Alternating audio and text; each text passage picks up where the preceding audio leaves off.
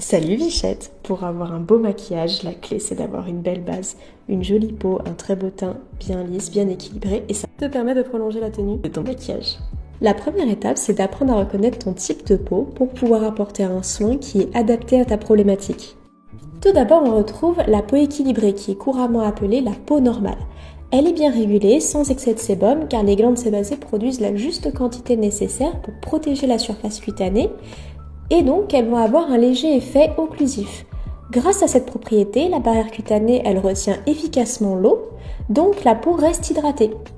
A l'inverse, on va retrouver les peaux déshydratées qui vont être causées par un manque d'eau. Donc la barrière cutanée, elle se retrouve altérée, ce qui va encore plus limiter la rétention de l'humidité. Pratiquement tous les types de peau peuvent être concernés par cette problématique, parce que ce n'est pas lié à la production de sébum, qui peut être donc normale ou élevée. Ensuite, on retrouve la peau sèche, qui est causée par une production insuffisante de sébum, ce qui réduit la protection lipidique naturelle de la peau. Cette faiblesse, elle va fragiliser la barrière cutanée, car elle va être moins occlusive, et donc elle va faciliter l'évaporation, donc la perte d'eau, et la peau sèche va donc se retrouver déshydratée. À l'inverse de la peau sèche, on va retrouver la peau grasse qui va résulter d'une production excessive de sébum, ce qui va donc épaissir la couche lipidique à la surface. Donc la barrière cutanée, elle va rester occlusive, ce qui va limiter l'évaporation de l'eau et donc on va avoir une bonne hydratation de l'épiderme. Ensuite, on va retrouver la peau mixte qui présente une répartition inégale du sébum. En principe, on a la zone T, donc le front, le nez et le menton, qui sont plus riches en sébum, tandis que les joues vont souvent être plus sèches ou normales.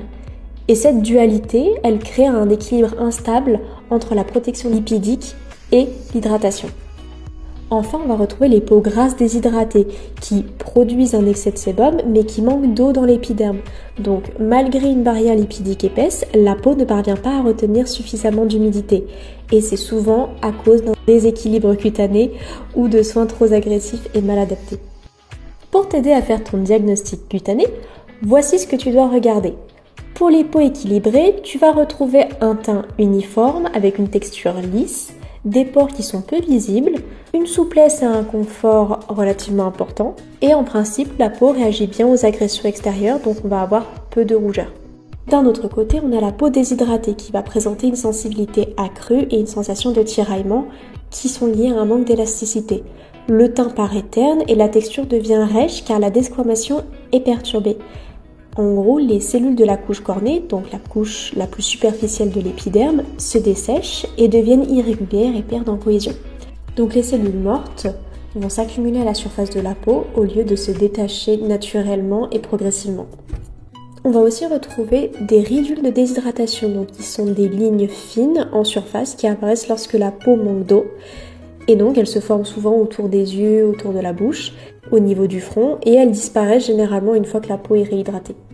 Pour la peau sèche, les symptômes sont les mêmes que pour la peau déshydratée, mais de façon plus intense. C'est-à-dire que pour la peau déshydratée, on va avoir des tiraillements ponctuels, alors que pour la peau sèche, ce sont des tiraillements plus constants. La sensation d'inconfort a tendance à persister, et la desquamation est plus fréquente. On va également retrouver quelques rougeurs, quelques irritations. Par rapport au grain de peau, on va souvent retrouver des pores très serrés, avec un teint qui paraît plutôt mat ou terne. La peau va également paraître très fine. Alors que pour les peaux grasses, on va avoir un teint plutôt lumineux, parfois même brillant.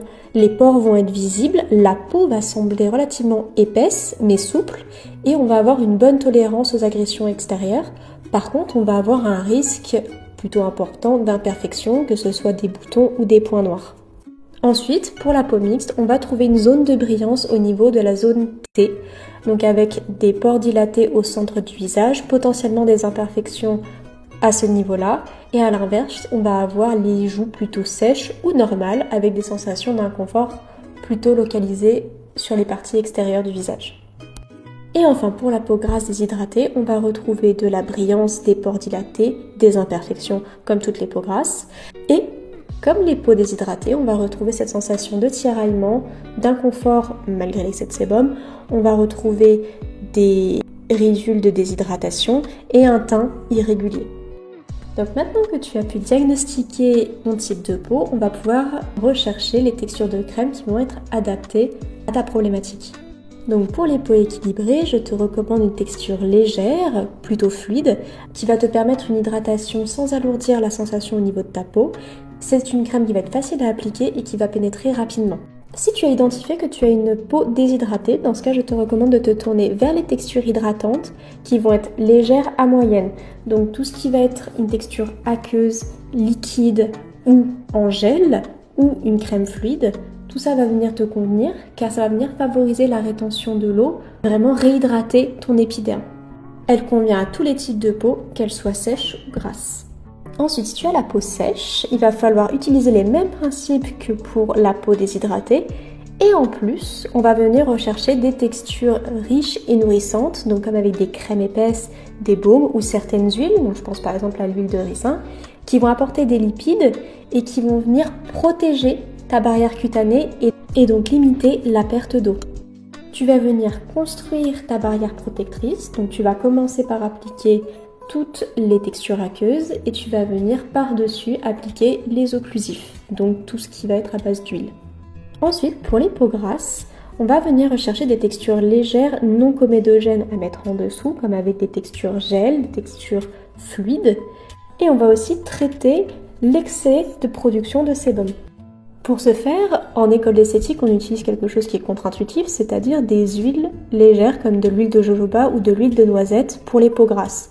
Ces huiles, elles vont venir réguler la production de sébum en renforçant la barrière cutanée sans obstruer les pores et ainsi elles vont venir aider à équilibrer la peau et réduire l'excès de sébum sur le long terme. Pour les peaux mixtes, on est à mi-chemin entre les peaux grasses et les peaux sèches. Donc le soin il doit être adapté selon le degré de sécheresse ou d'excès de sébum. On peut appliquer une crème plutôt aqueuse ou plutôt riche sur les zones sèches et des textures plutôt légères, matifiantes ou équilibrantes au niveau de la zone T pour pouvoir contrôler la brillance. Ou alors on peut opter pour des textures fluides ou épaisses qui vont cibler des problématiques plus importantes au niveau de la peau. Tout dépend du niveau de confort dont tu as besoin. Et enfin pour les peaux grasses déshydratées, on va venir chercher les principes des peaux grasses et des peaux déshydratées. On va venir récupérer des textures légères mais hydratantes, donc ça va être le cas avec des textures aqueuses, des gels crèmes, des crèmes fluides, qui vont venir réhydrater la peau sans pour autant l'alourdir. Et on va venir compléter par-dessus avec un occlusif léger qui va nous permettre de réguler le sébum, comme c'est le cas avec l'huile de jojoba par exemple. Et la petite astuce pour pouvoir aider à mélanger les textures huile-eau, c'est de prendre une crème un peu plus riche à mettre entre la texture aqueuse et la texture huileuse. Ensuite, une fois que tu as posé ta base et que tu sens que ta peau est saine et apaisée, on va pouvoir passer au maquillage. Il existe une vieille croyance comme quoi les peaux sèches devraient plutôt se tourner sur des textures fluides, légères, très crémeuses pour continuer à hydrater la peau et que les peaux grasses à l'inverse vont pouvoir se permettre des textures très épaisses qui peuvent être très crémeuses ou contenir des silicones pour pouvoir résister justement au sébum, pour éviter que le maquillage bouge en dessous, qu'il va falloir également beaucoup poudrer. Alors il y a du vrai, mais à l'heure d'aujourd'hui on a des technologies en maquillage qui nous permettent d'avoir beaucoup plus de choix en termes de produits. Voilà, j'espère que grâce à cette vidéo tu as pu identifier ton type de peau. N'hésite pas à partager ton avis en commentaire.